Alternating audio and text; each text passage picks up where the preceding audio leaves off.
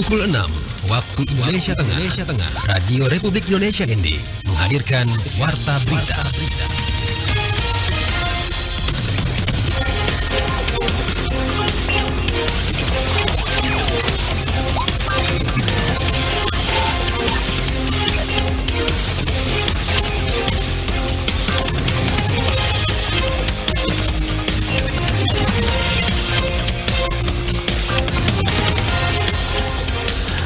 Selamat pagi saudara, Anda mendengarkan Warta Berita edisi Jumat 19 Januari 2024 produksi RRI ND.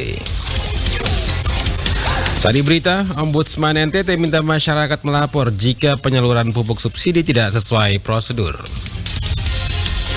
Dukcapil ND gelar gencar melakukan perekaman KTP bagi pemilih pemula. Inilah berita selengkapnya bersama saya Rizwan Sumi.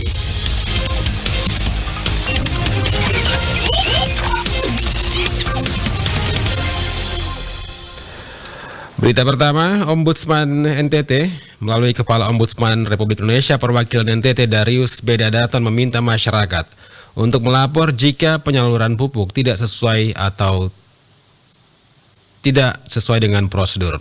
Laporan Veranda Garus. Pada RRI Kamis pagi kemarin, Kepala Ombudsman Nusa Tenggara Timur Darius Bedadaton mengatakan untuk membantu petani mendapatkan pupuk dengan harga terjangkau, setiap tahun pemerintah menyiapkan anggaran program subsidi pupuk bagi petani sebesar 25 triliun. Rencananya tahun 2024 ini akan dinaikkan lagi sebesar 14 triliun agar semakin banyak petani yang mendapatkan pupuk subsidi. Pemerintah juga telah menyiapkan mekanisme penebusan pupuk subsidi hanya dengan kartu tanda penduduk yang terintegrasi dalam rencana definitif kebutuhan kelompok. Dalam rangka mengawal dan membenahi sistem pendistribusian pupuk bersubsidi guna memenuhi prinsip yang disebut 6T, yaitu tepat jenis, tepat jumlah, tepat harga, tepat tempat, tepat waktu, dan tepat mutu, maka kami berharap agar ada informasi dari seluruh petani di Nusa Tenggara Timur untuk memastikan penyaluran pupuk berjalan dengan optimal, terutama sepanjang momentum musim tanam hingga bulan Maret nanti. Lanjut Darius, semua pupuk tersebut harus memenuhi standar mutu standar nasional Indonesia atau SNI. Pemerintah menjalankan sejumlah strategi untuk menjaga penyaluran pupuk bersubsidi bisa optimal. Salah satunya adalah mewajibkan usaha produsen pupuk yang tergabung dalam Pupuk Indonesia Group untuk menyediakan stok pupuk bersubsidi dan non-subsidi hingga lini 4 atau kios pupuk. Produsen pupuk diwajibkan menyimpan stok hingga kebutuhan 2 minggu ke depan. Hal tersebut dilakukan untuk mencegah kelangkaan saat terjadi lonjakan permintaan di musim tanam. Bila mana menemukan kejanggalan dalam distribusi pupuk bersubsidi, pupuk bersubsidi langka atau pupuk bersubsidi yang dijual dengan harga subsidi, pupuk bersubsidi dijual dengan harga non-subsidi, dan seterusnya, kami tunggu informasi atau laporan apapun dari seluruh petani dalam rangka perbaikan tata kelola pupuk bersubsidi di Nusa Tenggara Timur. Masyarakat diminta turut mengawasi dengan cara melapor ke pihak berwenang bila menemukan kejanggalan dalam distribusi pupuk bersubsidi agar pupuk bersubsidi dapat tersalurkan dengan baik dan tepat sasaran sebagaimana Peraturan Menteri Pertanian Nomor 47 Tahun 2017 tentang alokasi dan harga eceran tertinggi pupuk bersubsidi. RRI ND Veranda Garus melaporkan. Beralih ke berita selanjutnya, Dinas Kependudukan dan Catatan Sipil Kabupaten ND gencar melakukan perekaman IKTP bagi pemilih pemula jenjang SMA SMK dalam wilayah kota ND. Laporan Rovinus Pula. Kegiatan perekaman bagi siswa sekolah merupakan program Dinas Kependudukan dan Catatan Sipil bagi pemilih pemula jelang pemilu 2024. Kepala Dinas Kependudukan dan Catatan Sipil Kabupaten ND melalui Sekretaris Dinas Sarul Yahya ketika dikonfirmasi RRI pada Rabu 17 Januari 2024 mengatakan terkait perekaman KTP bagi siswa-siswi sudah dilakukan dari beberapa hari sebelumnya seperti di Sekolah SMA Mutmainah, SMA Kandau, SMK Negeri 1 Ende dan SMA Negeri 1 Ende. Sarul menjelaskan, kegiatan perekaman KTP bagi siswa-siswi SMA SMK dilakukan di sekolah pada pagi hingga siang hari. Selain itu, petugas Dukcapil juga melayani perekaman bagi para siswa, juga masyarakat umum pada sore hingga malam hari pukul 16 hingga pukul 21 waktu Indonesia Tengah di kantor Dinas Kependudukan dan Catatan Sipil Kabupaten Ende. SMK Dao, SMA 9 Negeri, dan hari ini kami ada perekaman di SMA Negeri 1. Namun SMA ini tetap kami laksanakan. Tidak terlepas juga sore hari di jam 4 itu sampai dengan jam 9 malam kami merekaman secara umum. Mau datang dari manapun tetap kami lakukan perekaman. Sore hari Pak, di luar jam kantor dari jam 4 sampai dengan jam 9 malam. Ini kami lakukan karena kita ini ada pemilih pemula yang masih tersisa banyak. Kegiatan perekaman untuk jenjang SMA, SMK tetap dilaksanakan di sekolah. Tidak terlepas juga petugas melakukan perekaman secara umum bagi masyarakat yang datang dari manapun di kantor Dukcapil Ende. Sarul mengatakan, apalagi pada tahun politik, kita mengikuti pesta demokrasi terkait dengan pemilihan legislatif dan pemilihan presiden, maka Dinas Kependudukan dan Catatan Sipil harus melakukan perekaman karena masih banyak pemilih pemula yang belum melakukan perekaman KTP elektronik. RRI Ende Rufinus Fula melaporkan. Balai Latihan Karitas Peduli, kami maksud Balai Latihan Kerja Karitas Peduli Lembata ditunjuk oleh Kementerian Ketenagakerjaan Republik Indonesia sebagai BLK Inkubator Wirausaha di Nusa Tenggara Timur. Laporan Lady Badin. Balai Latihan Kerja Karitas Peduli Lembata masuk dalam daftar 150 besar BLK Inkubator Wirausaha melalui proses seleksi yang panjang dan ketat. Sebagai inkubator wirausaha, BLK Karitas Peduli Lembata memiliki tugas baru, yakni mendorong para lulusannya untuk menjadi wirausahaan baru di Lembata. Direktur BLK Karitas Peduli Lembata, Suster Margareta Ada SSPS, mengatakan BLK yang dipimpinnya terus berupaya menjadi wadah bagi masyarakat agar bisa mempunyai kesempatan menjadi wirausaha. Ia percaya para lulusan BLK Karitas Peduli Lembata ini memiliki kompetensi menjadi wirausahawan di bidang teknologi informasi, tata busana, tata boga, dan bahasa Inggris. Oleh karena itu, dirinya menegaskan pihaknya terus menyiapkan kapasitas kelembagaan untuk pendampingan wirausaha bagi para alumni BLK Karitas Peduli Lembata. Kita mencoba menjadi wadah inkubator di mana para alumni BLK dan masyarakat sekitar bisa mempunyai kesempatan untuk berwirausaha, membuka usaha apa di bidang jahit-menjahit, usaha di bidang masak-memasak, atau usaha di bidang komputer dan lain-lain. Tidak boleh kendala alasannya tidak ada modal, tidak. Kita hanya butuh semangat dan optimisme dan kita mau buat. Untuk diketahui hingga saat ini jumlah lulusan BLK Karitas Peduli Lembata sebanyak 276 orang. Inkubator wirausaha sendiri merupakan transformasi dari Balai Latihan Kerja oleh Kemenaker Republik Indonesia yang membuka perluasan kesempatan kerja dan wirausaha berbasis komunitas. RRI Ende Lady Badin melaporkan. Anda sedang mendengarkan Warta Berita RRI Ende. Kuota calon jamaah haji Kabupaten Ende yang siap diberangkatkan tahun 2024 ini sebanyak 32 orang. Laporan Suimam. Kepala Seksi Penyelenggara Haji dan Umroh Kementerian Agama Kabupaten Ende, Haji Muhammad Salam Daud, kepada RRI Kamis 18 Januari 2024 mengatakan jumlah kuota tersebut merupakan rilis awal setelah dilakukan verifikasi yang mana 32 calon jamaah haji siap diberangkatkan dan cadangannya itu kurang lebih ada 9 orang. Dijelaskan, untuk sementara para calon jamaah haji ini masih dalam taraf pemeriksaan kesehatan sambil menunggu bukti yang diinput oleh Dinas Kesehatan sebelum mereka melakukan pelunasan.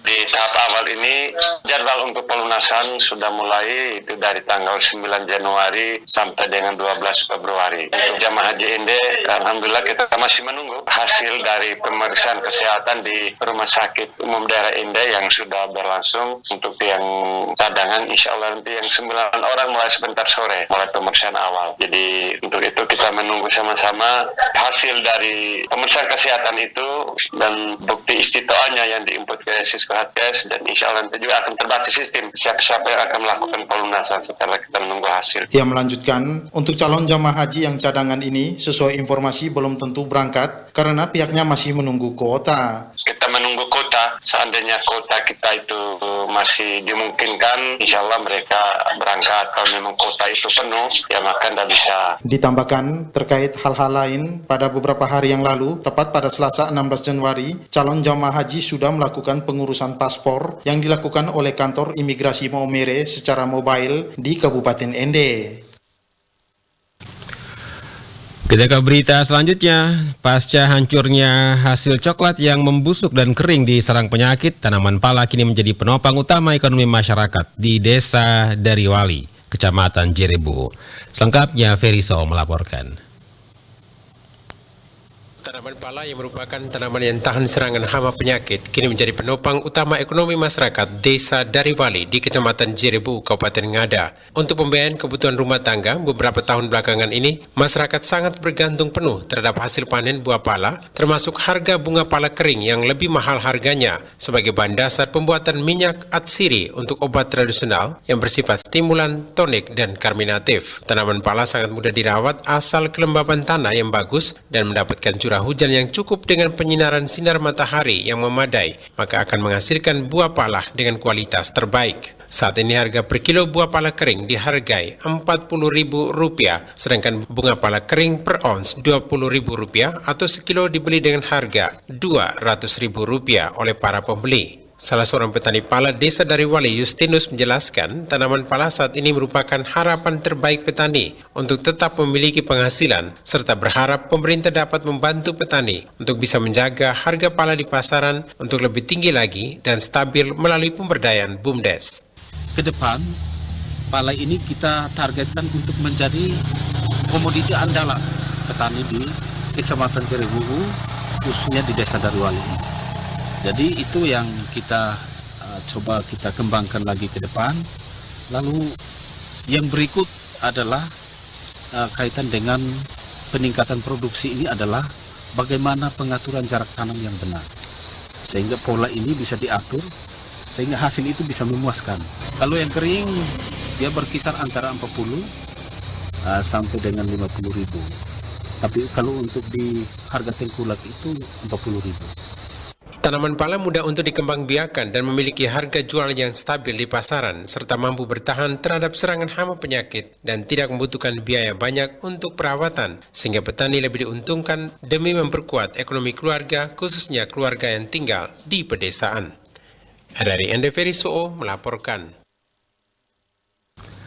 Berita terakhir, masyarakat adat Nusantara Aman Flores bagian timur menyambut baik dan memberikan apresiasi bantuan yang disalurkan oleh Forum Peduli Bencana Kabupaten Ende pada Minggu 14 Januari 2024 kemarin. Laporan Rosa Dalima. Melalui Ketua Dewan Aliansi Masyarakat Adat Flores Lembata Rafael Hera, Aman beserta 800-an pengungsi yang berada di Desa Pululera, Kecamatan Wulanggitang, menyampaikan ucapan terima kasihnya kepada para relawan yang tergabung dalam Forum Peduli Bencana Kabupaten Ende. Rafael kemukakan Forum Peduli Bencana Kabupaten Ende menjadi tamu ketiga yang mengantarkan bantuan bagi pengungsi di Desa Pululera. Sebelumnya dari Solor Barat dan Kabupaten Nagekeo juga telah menyampaikan dukungannya bagi para korban yang terdampak erupsi Lewotobi laki-laki. Banyak terima kasih kepada Forum Bencana Alam Kabupaten Ende yang saya tidak bisa sebut satu-satu. Selamat sore karena jauh-jauh telah datang ke sini. Dan mungkin ini tamu di posko ini tamu ketiga dari Ende. Setelah tadi kami menerima dari Solor Barat, lalu dari Nagakeo yang sangat jauh sekali, dan saat ini kami menerima dari Forum Peduli Bencana Kabupaten Ende. Terima kasih banyak atas partisipasi kerjasama kita. Menurut Rafael, ketidakadilan pendistribusian bantuan kepada pengungsi menjadi alasan utama membentuk posko bekerja sama dengan pemerintah Desa Pululera. Sejak bencana itu kami melihat bahwa dari pemerintah Flores Timur itu hanya titik-titik tertentu yang di desa itu yang dikunjungi. Sementara komunitas masyarakat adat suku Tukang ini seakan-akan saya berani mengatakan dianaktirikan. Dari situ muncul inisiatif kerjasama dengan teman-teman TB Aliansi Masyarakat Adat Nusantara dan Dewan Aman Daerah Flores sebagai Timur bersama pihak kami melakukan tindakan untuk mengantisipasi supaya percepatan penyaluran bantuan itu sesegera mungkin cepat pada sasaran sehingga tidak tertumpuk pada tempat-tempat posko-posko tertentu. Penanggung jawab Posko 2 Forum Peduli Bencana Kabupaten Ende, Pelipus kami di kesempatan yang sama kemukakan, bantuan yang diberikan tersebut merupakan bukti cinta dan kepedulian dari semua elemen masyarakat Kabupaten Ende. Inilah hasil kerja kami beberapa hari. Inilah rasa cinta masyarakat Kabupaten Ende untuk Bapak Ibu korban di sini. Sumbangan baik dari pemerintah, dari swasta, dari mahasiswa, dari anak SD, ya, dari orang yang jual di pasar, dari orang yang memburu pelabuhan. Itu kami kumpulkan, ini menjadi hasilnya. Mewakili Forum Lipus, kami mengapresiasi manajemen penanganan korban erupsi Gunung Lewatobi di Desa Pululera, kolaborasi pemerintah desa dan relawan aman. Para pengungsi menginap di rumah penduduk bukan di tenda pengungsian. Manajemen penanganan seperti ini menurutnya menjadikan para pengungsi seperti keluarga dan berada di rumah sendiri. RRI Ende, Rosada 5 melaporkan. Informasi tersebut mengakhiri warta berita produksi RRI Ende pagi ini. Saya Rizwan Sumbi mewakili kerabat kerja yang bertugas. Selamat pagi.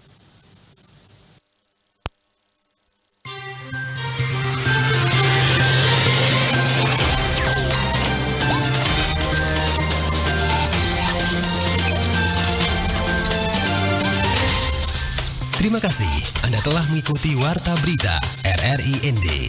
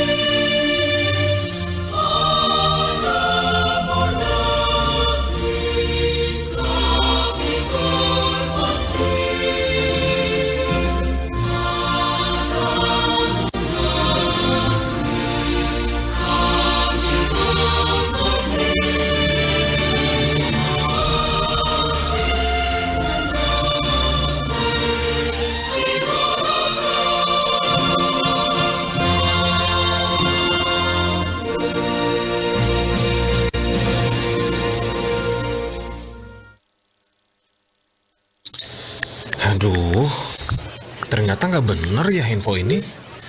Mana aku udah share link ke grup lagi. Hapus aja deh. Semoga aja belum ada yang lihat.